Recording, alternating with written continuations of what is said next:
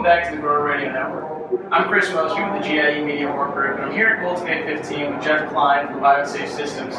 Jeff's the Professional Products Market Segment Manager for BioSafe, and he's talking to us today a little bit about water quality and water source. Jeff, can you tell us a little bit about what you're talking about? Yeah, absolutely. Thanks, Chris. A lot of times when customers or growers come in and they look to start treating their water or disinfecting their water, we want to look at the system from a whole systems approach.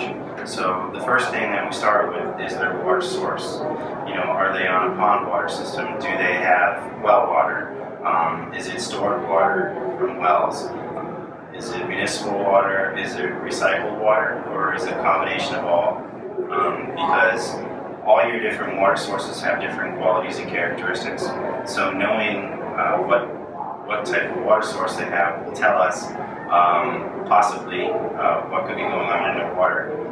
For example, if it's a greenhouse or nursery or grower in the New England area and they're growing and they're using pond water, we know that in the warmer months, in June, July, August, when that algae really starts to take off in the pond, it's going to start being an inoculant source for other pathogens besides the algae. So knowing that source allows us to take a look at what's the starting problem.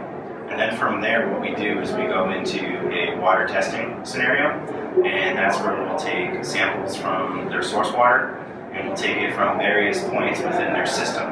And again, that goes back to if it's recycled waters or if it's stored waters, then we want to make sure that we get water from the source and the tanks, front of the greenhouse, middle of the greenhouse, end of the lines, all that type of thing. And what that does is give you an all-encompassing look at what's happening to their water as it's passing through. So from our perspective at BioSafe, what we'll do is we'll take a look at the algae, the bacteria, the molds and the yeast, and we can see, from the source, okay, this is where the water is, all the way to the last place that water touches. We can now see, has it picked up molds, has it picked up yeast, does it have more aerobic bacteria than it began with? If so, how much, how many colony-forming units, all right, is it at a threshold that is detrimental not only to the crop, but also to the system?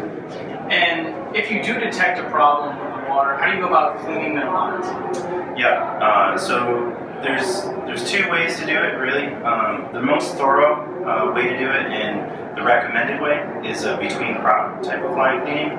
That's where you can take an acid-based product, something that can drop your pH to around 2 to 3. Okay. And there's many different branded name products for that out there that take advantage of different acids. And you'll drop your pH to around 2 to 3.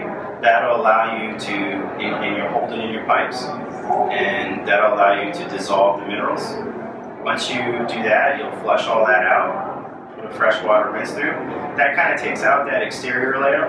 It makes it more accessible for the disinfectant to the biofilm. Traditionally, a disinfectant isn't going to be acidic enough to drop the acidity of the water into the range that you need to release those minerals.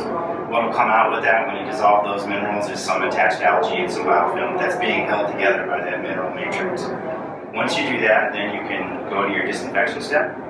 With our chemistry, we would do it at a specific rate, inject it in, hold it overnight, just like you would with the acid treatment. Allow that to emulsify and liquefy, break through the polysaccharides and the biofilm, and then you flush that out. And now you have a nice clean line.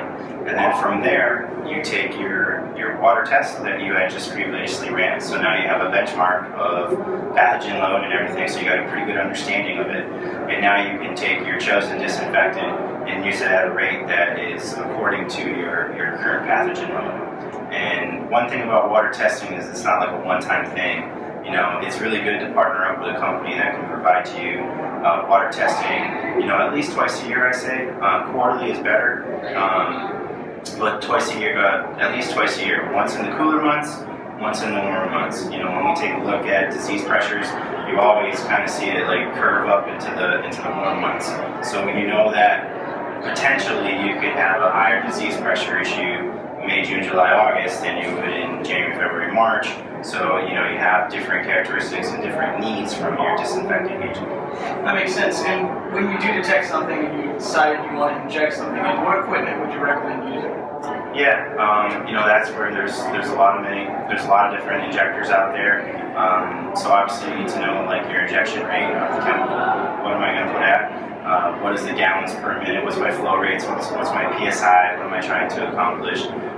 So there's many different systems. You can go from pretty simple, which would be a proportional type pump that would have just a flow meter, the pump, and an injection point. You can tie it into your fertigation type system and have it be used on the control board. So it all depends on how you're going to want to inject and monitor it. So you kind of go from like a pretty easy, simple solution to a very costly catalytic type system, depending on how much measuring and monitoring you're going to want to do with the equipment. And again, that's where certain partners that have in the industry can really walk you through the options of the equipment and make sure it partners up with your chosen chemistry as well.